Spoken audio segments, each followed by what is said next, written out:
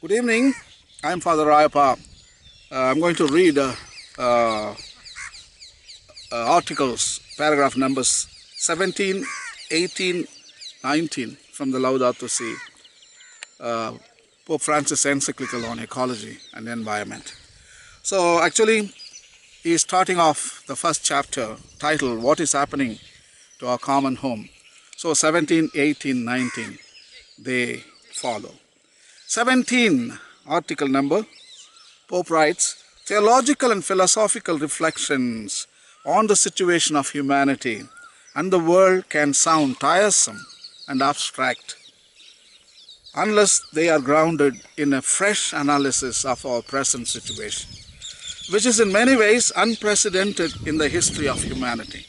So, before considering how faith brings new incentives and requirements with regard to the world of which we are a part, I will briefly turn to what is happening to our common home. So actually Pope is presenting in the new light. For the past 30 years we have been hearing global warming, climate change on television and internet and everywhere. But now Pope is bringing through a new lens, that's a faith lens, through faith and belief.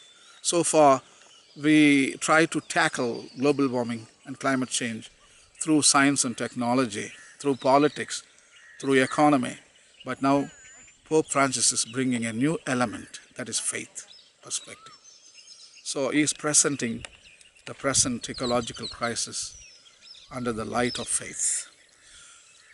Next, he writes in Article 18, paragraph 18, the continued acceleration of changes affecting humanity and the planet is coupled today with a more intensified pace of life and work, which might be called rapidification. Although change is part of our working of complex systems, the speed with which human activity has developed contrasts with the naturally slow pace of biological evolution. Moreover, the goals of the rapid and constant change are not necessarily geared to the common good or to integral and sustainable human development. Change is something desirable, yet it becomes a source of anxiety when it causes harm to the world and to the quality of life of much of humanity. Pope is explaining here, he uses a word called rapidification. That means human activity, and it exhausts the natural resources and emits carbon dioxide, the greenhouse gases, faster than the natural ecosystems can handle. Of course, natural ecosystems can handle waste, and trees can take carbon dioxide because trees are carbon sink and they can give us oxygen. But now we are putting too much, Pope says, beyond their capacity to process the carbon dioxide or the greenhouse gases. So I think we are overloading the system, natural systems. It's an overload, and fuse is gone. Hello, fuse is gone. Rapidification, too much. 7 billion people and ecosystems are only few, and we are the big force. So nature can't handle our human activity. Biological evolution is slow. The pace is very slow, and you can't accelerate the natural biological evolution. And all this activity, human activity, is not geared towards common good, self-interest, only selfishness. If it is creating common good, that means we can approve of it. But it's not. Actually, common good is at stake. Common good is destroyed. The opposite is true, isn't it? So I think change is desirable. We can't, human beings and natural world, change is always welcome. For the past 15 billion years, change was the law of evolution, but it has become change has become a matter of concern. We are doing too much of change.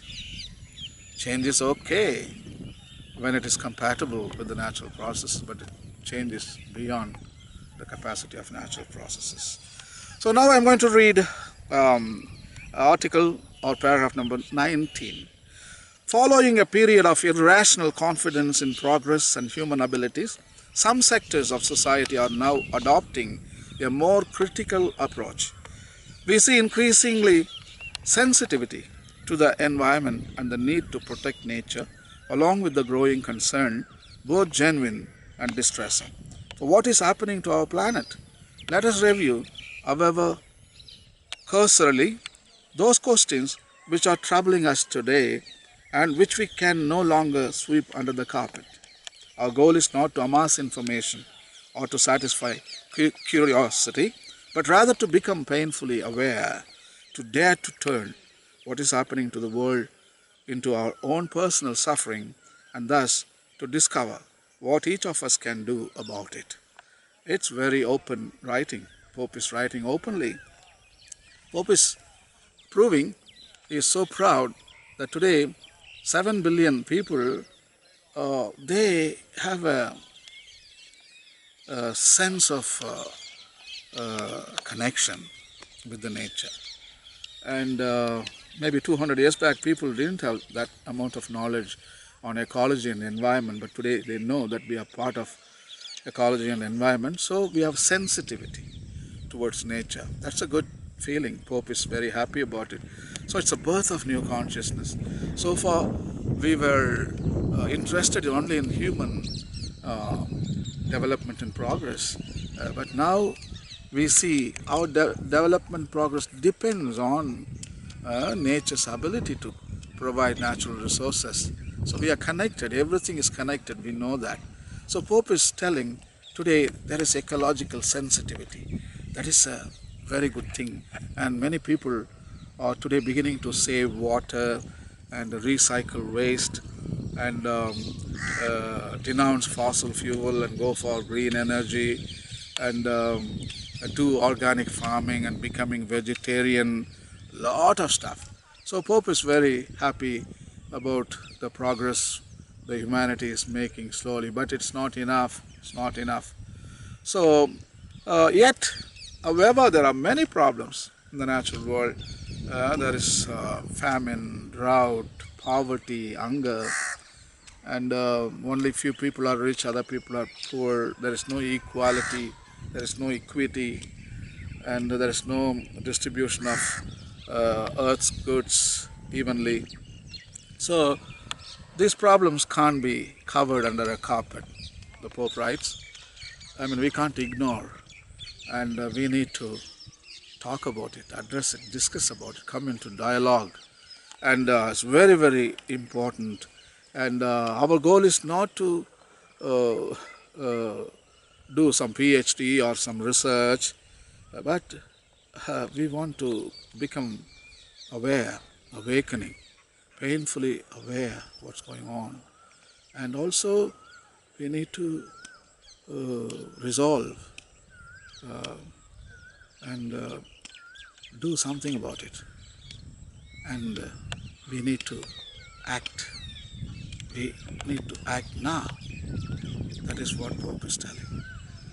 So I think now you take the hard copy, Laudato Si or PDF file, download it to your computer and go to paragraphs number 17, 18 and 19 from the chapter 1, titled What is Happening to Our Common Home. Happy reading, and God bless, and good night.